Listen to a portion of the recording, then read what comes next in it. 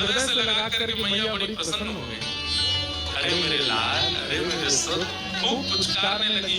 वो प्रेम देख करके सबके नेत्र सजल हो गए। कितना प्रेम कर, हनुमान जी इतने बलवान हैं, लेकिन मैया को देख करके बालवत हो गए, छोटे से लाला बन गए। जैसे एक लाला अपनी माँ के वक्ष पर ऐसे सिर रगड़ता है और माँ के गोद में बैठ जाता है, माँ के ऊपर चढ़ जाता है, ऐसे हनुमान जी चढ़ गए अपनी मैया के ऊपर।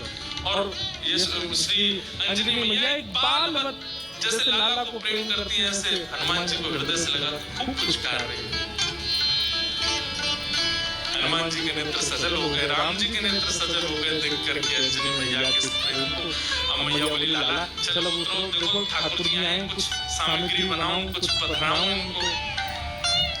सामग्री सिद्ध की अंजनी मैया ने राम जी को अपने हाथ से भोजन पवाया। हनुमान जी आज इतने प्रसन्न हैं कि मेरी जन्मभूमि पर राम जी आए।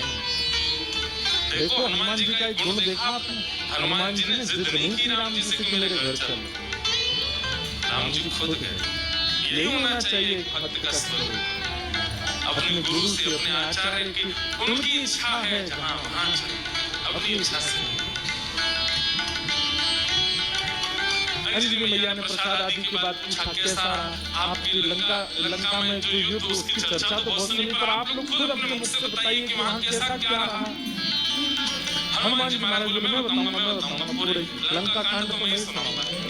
सुंदर कांड से सुनाना शुरू किया हनुमान जी ने। बोले ऐसे ऐसे भगवान ने कहा पता करके आओ, और मैया मैं उड़ करके गया और जाकर के मैंने वहां पर फिर लंका जला दी, सीता जी से मिल के आए, फिर हम वापस आए, राम जी से आकर के हमने निवेदन किया, पूरी वानर सेना लेकर फिर हमने सेतु बनाया, सेतु बना करके वहां गए, वहां पर लक्ष्मण मैया को शक्ति लग गई, तो फिर मैं हिमालय पर जाके पर्वत लेके आया, अंजनी संजीवनी बूटी दी गई, आदि आदि पूरी कथा सुनाने लगे। सब तो प्रसन्न, लेकिन अंजनी मैया बिल्कुल प्रसन्न नहीं।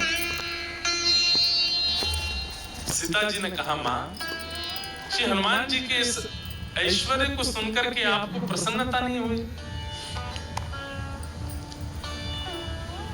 अंजनी मैया बोली, मुझे बिल्कुल प्रसन्नता नहीं है, बल्कि मुझे तो संशय हो रहा है हनुमान के ऊपर। बोले क्यों? बोले हनुमान के होते हुए भी राम जी को इतना परिश्रम क्यों करना पड़ा? ये मेरा पुत्र हनुमान है, इसकी परवरिश ऐसी हुई है, इसका लालन पालन ऐसा हुआ है कि ये अकेला चाहे तो अपने एक बाम पाद प्रहार से पूरी लंका को रसातल में भेज सकता था। इसके रहते हुए सेतु बनाना पड़ा, लक्ष्मण भैया को शक्ति लगी, वैद्य बुलाने पड़े, इतने दिन तक युद्ध होता रहा, अहि रावण की यहाँ ठाकुर जी को जाकर के रहना पड़ा, और ना जाने क्या। ये सब सुनकर के मेरा मन बहुत विचलित हो रहा है। मुझे लग रहा है कि हनुमान तुम्हारे रहते हुए राम जी को इतना श्रम करना क्यों पड़ा? अरे तुम्हारे लिए तो बाएं हाथ का खेल है, तुम जाकर के पूरी लंका का नष्ट करके रावण को रसातल में फेंक करके सीता जी को कंधे पे बैठा करके ले आते तुम। इतना श्रम करने की आवश्यकता ही नहीं थी, करना क्यों पड़ा? तो ये बात सुनकर के और तो किसी के मन में नहीं, पर लक्ष्मण जी के मन में थोड़ा सा आया कि मैया को कुछ ज्यादा ही बल का मान है कि बहुत ज्यादा बलवान है। अरे ठीक है हनुमान जी, हो गई लीला पूरी, अब इतना क्रोध क्यों कर रही है बेचारी उन पे? अंजनी मैया समझ गई लक्ष्मण जी अभी समझ नहीं रहे कि मैं क्या कहना चाह रही हूँ। तभी अंजनी मैया एक दूर पर्वत पर गई और वहां पर्वत पर जाकर के हनुमान जी को टकटकी लगा के देखने लगी। तो हनुमान जी को देखते देखते अंजनी मैया के चित्त में वात्सल्य उमड़ा, और वही वात्सल्य उनके पयोधर से दुग्ध बन करके बहने लगा। एक बूंद दुग्ध की पयोधर से निकल करके जैसे ही उस पर्वत खंड पर गिरी, पर्वत बीच से विदीर्ण हो गया, ज्वालामुखी प्रकट हो गई, काले काले बादल आकाश में छा गए, पृथ्वी डामाडोल हो गई। लक्ष्मण लाल जी बोले ये क्या था? अंजनी मैया बोली ये अंजनी के पयोधर के दुग्ध के एक बिंदु का ये असर है। जिस बिंदु को पृथ्वी और ये पर्वत नहीं सहन कर पाते, उस बिंदु उस दुग्ध में पला बड़ा है हनुमान। उसको अपने गर्भ में धारण किया हनुमान ने। अंजनी के दूध को गर्भ में धारण करने की सामर्थ्य किसी की नहीं है। जीवन पर्यंत विवाहिता होते हुए भी, बालक होते हुए भी ब्रह्मचारिणी है अंजनी मैया। उनके दूध को पिया है हनुमान ने, और उसके रहते हुए, इतना बलवंत होते हुए भी ये सब करना पड़ा। तब अंत में राम जी उठे, बोले मैया आप हनुमान जी के बल पर किसी को संशय नहीं है, किसी को शक नहीं है। पर हनुमान जी में एक गुण है क्या, कि वे अपने बल को अपना नहीं मानते, वो मेरा मानते। वे चाहे तो जाकर के रावण को मार सकते थे, लेकिन वहां भी चिंतन कर रहे थे राम की आज्ञा नहीं है मुझे। वे चाहते तो पूरी लंका को जला नहीं, रसातल में फेंक देते, उठा करके उखाड़ करके। हनुमान जी महाराज ने, एक कथा आती है कि रावण की सेना में चिरंजीवी सेना भी थी रावण की, मतलब उनको कोई मार ही नहीं सकता, उन्होंने अमृत पिया रखा था, वो मरेंगे ही नहीं। चाहे उनको सुदर्शन चक्र काट दे, चाहे उनको गदा से मार दिया जाए, उनकी मृत्यु नहीं हो सकती। जब वे अजर अमर योद्धा लड़ने के लिए हनुमान जी से आए, तो हनुमान जी बोले क्या करें, मरने वाले तो है नहीं। तो हनुमान जी ने अपनी पूंछ पर लपेट करके इतनी वेग से उनको आकाश के ऊपर भेजा कि जहां गुरुत्वाकर्षण, पृथ्वी का गुरुत्वाकर्षण होता है ना, कोई भी चीज ऊपर फेंको नीचे गिरती है, तो कुछ समय बाद गुरुत्वाकर्षण खत्म हो जाता है। हनुमान जी ने उन सबरे चिरंजीवी योद्धाओं को अपनी पूंछ में लपेट करके इतनी जोर से ऊपर फेंका कि गुरुत्वाकर्षण की सीमा से ऊपर चले गए। आज तक आकाश में घूम रहे हैं लोग, तो लौट के नहीं आ पाए पृथ्वी पर। तो श्री हनुमान जी महाराज के बल में किसी को संशय नहीं है। पर राम जी कहते हैं तब प्रताप रघुनाथ, वो अपने प्रत्येक बल को मेरा प्रताप माने। मेरी आज्ञा नहीं थी रावण को मारने की, मेरी आज्ञा नहीं थी लंका को रसातल में फेंकने की। अगर आज्ञा होती तो ये सब करने की आवश्यकता नहीं थी। अकेला हनुमान जाकर के सब क्रिया कर सकता था। लेकिन आप सौभाग्यशाली हैं मैया, आपका लाला इतना बलवंत, इतना बुद्धिमंत, इतना योग्य होते हुए भी मेरे अधीन रहता, अपने योग्यता को नहीं मानता।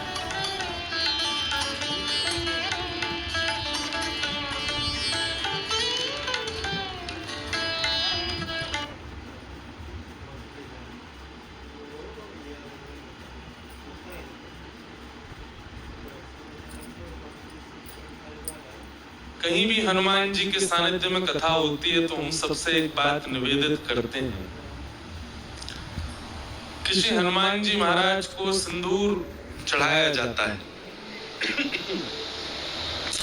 हनुमान जी महाराज को अकौआ के पत्रों पर राम राम लिख करके लोग माला बना करके पहनाते हैं।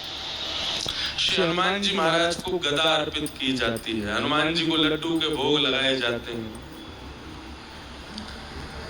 पर गोस्वामी तुलसीदास जी ने हनुमान चालीसा में केवल एक बात लिखी है कि हनुमान जी को क्या प्रिय है।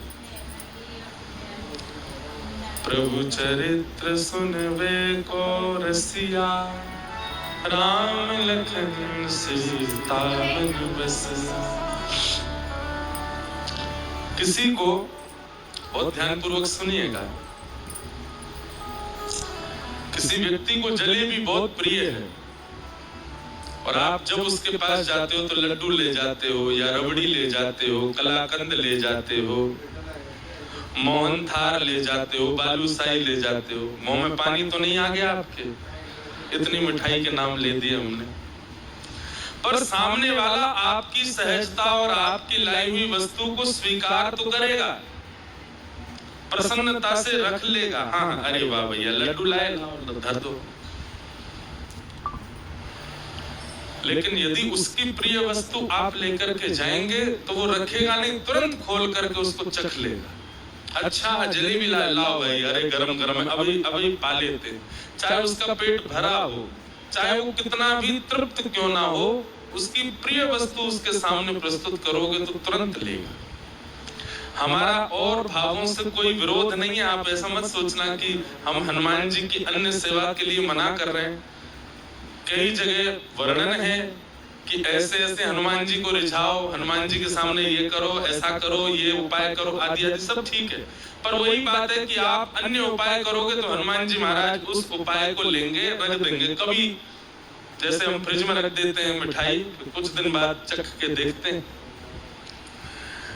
तो आपके द्वारा प्रस्तुत जो भी भाव है हनुमान जी उसको ले तो लेते हैं पर रख लेते हैं, पुनः अपने ध्यान में बैठ जाते हैं। लेकिन जैसे ही कोई सन्मुख आकर के प्रभु श्री राम या प्रभु श्री कृष्ण की मधुर कथा, कोई लीला सुनाने लग जाता है, हनुमान जी अपना नाम जप साधन आदि सब छोड़ करके नेत्र खोल के उसको सुनते हैं। और कैसे सुनते हैं? यत्र यत्र रघुनाथ कीर्तनम तत्र तत्र कृतमस्तकांजलिं बाष्पवारि परिपूर्ण लोचनम मारुतिं नमत राक्षसांतकम्। बाष्पवारि परिपूर्ण लोचनम, नेत्र सजल हो जाते हनुमान जी के कथा सुनते हुए, और कथा वो तुरंत स्वीकार करते हैं। इसलिए हम तो श्रोताओं से भी कहते हैं कि आप कथा सुनकर के जाया कीजिए, कोई अच्छा चरित्र याद कर लिया कीजिए, और मंगलवार शनिवार आपके ऊपर जो भी बुरा समय चल रहा है, कोई हारी बीमारी चल रही है, ब्रजवासी की कही एक बात मान लीजिए, कोई नियम मत कीजिए, हनुमान जी के पास हर मंगलवार जाकर के एक भक्त या भगवान का चरित्र सुना करके आओ।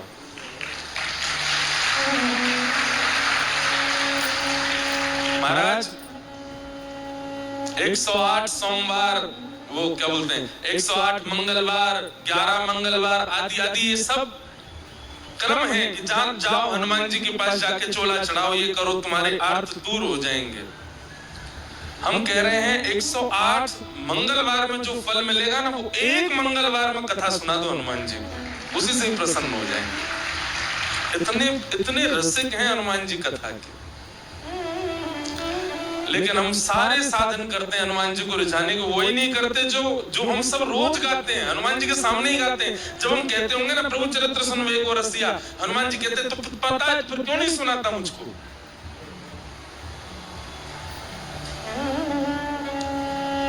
इसलिए भैया हमारी कही एक क्रिया, हमने बहुतों को बताया है कि हनुमान जी को प्रसन्न करना है तो कथा सुनाओ। हमारी तो कथा के मुख्य श्रोता ही हनुमान जी हैं। आपको दिख जाए तो बहुत बड़ी बात है। ये देखो, ये हमारी पहली कथा से सारी कथा सुन रहे हैं, और गदा वाले हनुमान जी नहीं है, कीर्तनीय हनुमान है। हनुमान जी गदा वाले हैं ही नहीं है।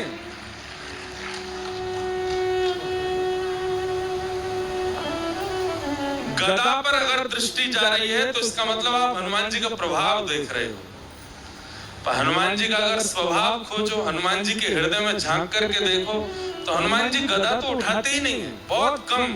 वह उठाई थी राम रावण युद्ध में, उसके बाद हनुमान जी गदा साइड में रखी रहती है।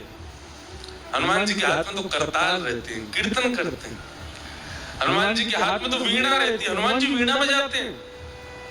चारुलता सखी के स्वरूप में निकुंज में जब राम जी जाते हैं तो रात भर वीणा सुना करके राम जी को सुलाने की सेवा है हनुमान जी की। वीणा बजाते हैं। पर हमको लगता है कि ये रौद्र हैं, ये भयानक हैं, ये आर्तों को नष्ट करना जानते हैं। 24 घंटा केवल वीर आसन में बैठ करके और हमारे दुख दारिद्रों को दूर करना ही इनका काम है। नहीं, हनुमान जी नहीं दुख दारिद्र दूर करते, अपने गणों को भेज देते हैं, जाओ इसका कंटक काट के आओ। हनुमान जी तो 24 घंटा कथा में रहते हैं। तो कथा से जब हम 21 पेशी 11 पेशी 108 पेशियां करते हैं हनुमान जी की, तो हनुमान जी क्या कहते हैं, ए भाई गणों इसके पीछे जाओ, बहुत पीछे पड़ रहा है मेरे, जाओ इसके आगे सब कंटक काट के आओ। हनुमान जी थोड़ी आते हैं। हनुमान जी किसकी रक्षा के लिए आते हैं, जो कथा सुनाता उसकी रक्षा करने हनुमान जी आते हैं। अरे भैया ये हमारे व्यास जी हैं, ये हमको कथा सुनाते हैं, इनके भाव सुन के हमको प्रसन्नता होती है, इनकी रक्षा तो हम करेंगे। इसलिए हमारी प्रार्थना है पंचमुखी हनुमान मंदिर के प्रांगण में कथा हो रही है। आप श्रोताओं को एक ही काम करना है, 7 दिन के इस कथा प्रसंग में कुछ भाव, कुछ लीला, कुछ प्रसंग जो आपको भा जाए उसको याद कीजिए, उसको स्मरण कर लीजिए। वैसे तो यहाँ बैठ करके तो हनुमान जी पूरी कथा सुन ही रहे हैं, पर आपके क्षेत्र में भी जो हनुमान जी का मंदिर हो वहां जाइएगा और एकांत में दूर बैठ करके श्री हनुमान जी से नेत्र मिल रहे हो, भीड़ बहुत ज्यादा हो तो चिंतन कर लो हनुमान जी का, कथा सुना। हजारों लाखों की भीड़ मंदिर में होगी, लेकिन हनुमान जी आपके सामने ही बैठे होंगे क्योंकि आप कथा सुना रहे हैं। तो आपसे हमारी प्रार्थना है, हनुमान जी को कथा जरूर सुनाया करो। गोस्वामी तुलसीदास जी को राम जी मिले ही हनुमान जी की वजह से, और हनुमान जी मिले कथा की वजह से।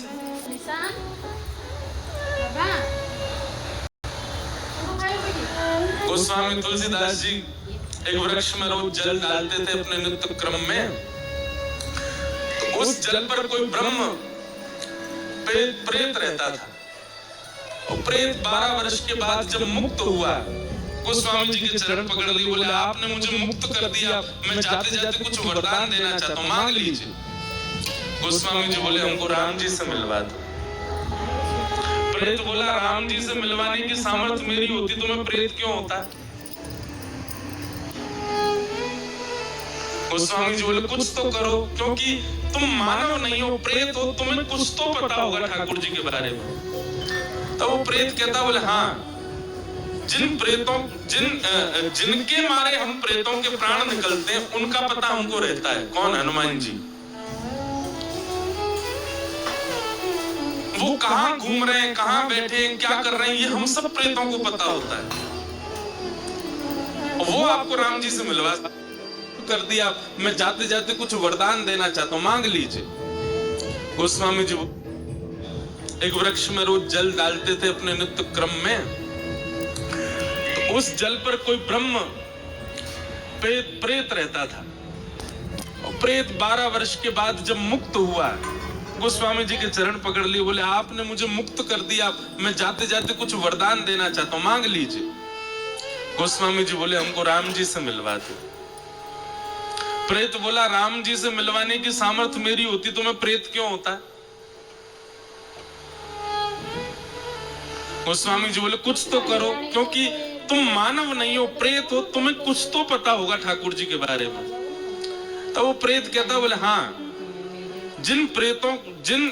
जिनके मारे हम प्रेतों के प्राण निकलते हैं उनका पता हमको रहता है। कौन? हनुमान जी।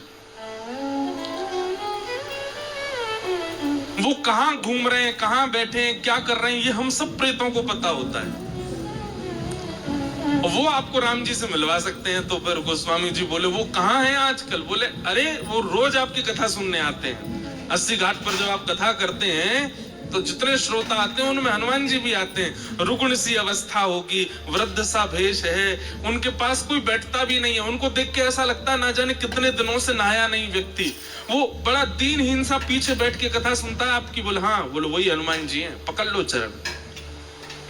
और गोस्वामी जी ने कथा के बाद चरण पकड़ लिए, वो तो छुड़ाने लगे, अरे व्यास जी आप चरण क्यों पकड़ रहे हैं, मैं सामान्य सा जीव, मैं दीनहीन सा प्राणी, आप मेरे बोले कोई दीनहीन नहीं हो, मैं जानता हूं आप हनुमान जी हो, इतने में ही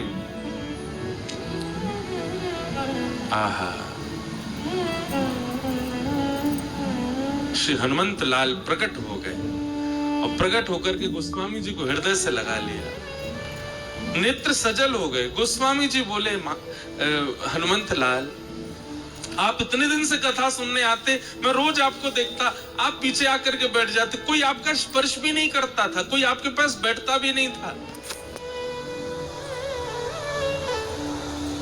हनुमान जी कहते कथा सुनने की विधा यही होनी चाहिए, अपने आप को पुजवाने के लिए या सब मुझे देखें इस भावना से जो कथा में आता वो कथा सुन ही नहीं सकता। आने लगे, अरे व्यास जी आप चरण क्यों पकड़ रहे हैं, मैं सामान्य सा जीव, मैं दीनहीन सा प्राणी, आप मेरे बोले कोई दीनहीन नहीं हो, मैं जानता हूं आप हनुमान जी हो, इतने में ही आहा, श्री हनुमंत लाल प्रकट हो गए और प्रकट होकर के गोस्वामी जी को हृदय से लगा लिया। नेत्र सजल हो गए। गोस्वामी जी बोले, हनुमंत लाल, आप इतने दिन से कथा सुनने आते, मैं रोज आपको देखता, आप पीछे आकर के बैठ जाते, कोई आपका स्पर्श भी नहीं करता था, कोई आपके पास बैठता भी नहीं था। हनुमान जी कहते, कथा सुनने की विधा यही होनी चाहिए। अपने आप को पुजवाने के लिए या सब मुझे देखें इस भावना से जो कथा में आता, वो कथा सुन ही नहीं सकता। कथा तो वही सुन सकता है जो अपनी प्रभुता त्याग करके आवे, अपने रूप को बदल करके कथा में आवे और जहां स्थान मिले चुपचाप बैठ करके प्रसंग सुने। ये कथा का स्वरूप होता है।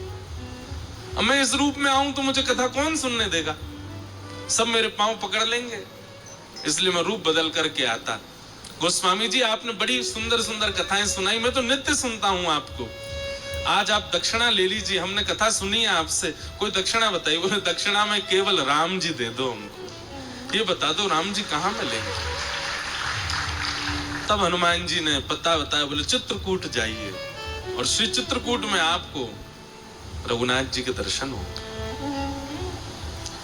तो भैया,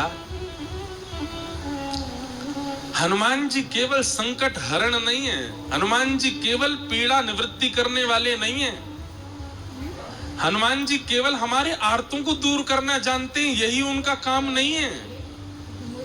ये सब तो उनके गण करते हैं, हनुमान जी नहीं करते। हनुमान जी तो केवल कथा के रसिया, कथा श्रवण करते हैं। हनुमान जी जैसा भावुक कोई देव नहीं, हनुमान जी जैसा दयालु कोई देव नहीं। हमने समझा भले ही उनको बहुत रौद्र रूप में है, पर उन जैसा कोई कोमल नहीं है।